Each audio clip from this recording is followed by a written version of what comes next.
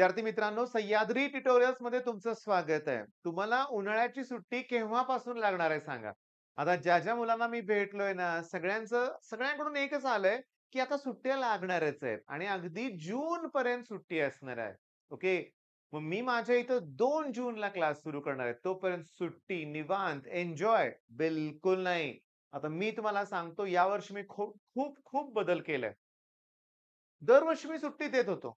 हां, online lectures नाही, offline lectures नाही, पूर्ण सुट्टी. आणि या सुट्टीत मुलं ना पूर्णपणे एन्जॉयच करत होते. अभ्यास पूर्णपणे बंद आणि सांगू का, एक अभ्यासाचं एक मोमेंटम आहे ना, ते नेहमी मी बघितलं ब्रेक व्हायचं. ओके, पण मला असं वाटायचं जाऊ दे सुट्टी आहे. पण यावर्षी नाही. मी काय केलंय ते नीट लक्ष द्या. 2 जूनला आपला क्लास स्टार्ट होणार आहे ऑफलाईनचा. ओके. आणि 3 जूनला फिजिक्सचा पेपर आहे. तोही अगदी सेमेस्टर टाइपमध्ये 6 टॉपिक आहेत. या 6 टॉपिकवर टेस्ट होणार आहे थिअरी प्लस न्यूमेरिकल. करावाच लागेल अभ्यास. प्लॅन तयार करा. 15 दिवसाचा वेळ आहे तुमच्याकडं. 15 दिवसात तुम्हाला मी 18 टॉपिकची रिव्हिजन करावी लागणार आहे. त्याचबरोबर नवीन टॉपिक सुद्धा घेणार आहे. म्हणजे यावेळेस तुम्हाला तशी सुट्टी एन्जॉय करायला देणार नाही. आता तुम्हाला माझा राग येईल म्हणेल, "काय सर एवढी पण सुट्टी नाही का? थोडी दिवस सुट्टी घेऊ दे ना."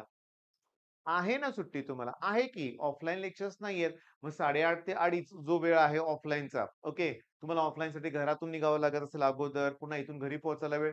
ती सुट्टीच आहे ना तुम्हाला. हां, मी तुम्हाला सांगतो तुम्ही म्हणाल, "काय चाललंय? काय म्हणताय तुम्ही?" पण नाही, हे बरोबर आहे माझं लक्षात घ्या.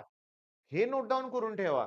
ओके. म्हणजे या टॉपिकवर मी टेस्ट घेणार आहे. तो पेपर मी तुम्हाला पण अवेलेबल करून देईन 4 तारखेला.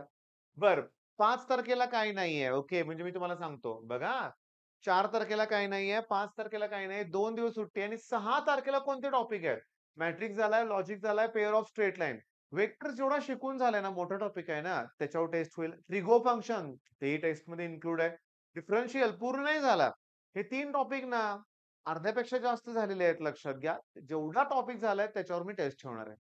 आणि त्याच्यानंतर 9 तारखेला केमिस्ट्रीचे हे सगळे टॉपिक आहेत लक्षात घ्या. पॉलिमर झालाय, halogen derivative, solution, solid state, polymer हे सगळं होणार आहे.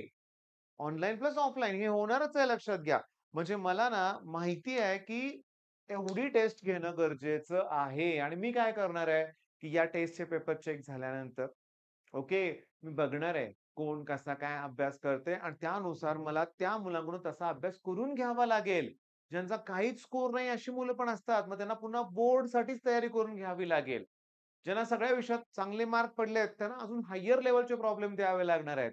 मग हे सगळं केल्यानंतर या वर्षीचा रिझल्ट जबरदस्त लागणार आहे. ओके. मी तुम्हाला सांगू का? प्रचंड कष्ट आहेत. प्रचंड कष्ट आहेत लक्षात घ्या आणि आपण घ्यायचेत ते. आपण घ्यायचेत. अरे पण थांबा ना, आजचं टार्गेटच दिलं नाही मी सुरुवातीला. लिहिलंय इथे मी डे 11 टार्गेट पण मी आत्ता देतोय. आता तुम्हाला संघर्ष बॅच जी आहे आपली, त्या संघर्ष बॅचवर तुम्हाला कोणता व्हिडिओ आहे सांगा बघू? सोल्युशनचा नेक्स्ट पार्ट अपलोड झालाय. क्रॅश कोर्स वरती ऑसिलेशनचा 4था पार्ट म्हणजे ऑसिलेशन फिनिश होईल लक्षात घ्या. आणि फिजिक्स न्यूमेरिकल आणि ऑर्गॅनिक केमिस्ट्रीची बॅच आहे ना, त्याच्यात तुम्हाला जी डी-पी-पी म्हणून जे 50-60 प्रॉब्लेम सॉल्व्ह करायला दिले, ते थोडेच झाले असतील तुमचे. ते करा. ओके, ते करा आणि प्रयत्न करा ते प्रॉब्लेम सॉल्व्ह करण्याचा.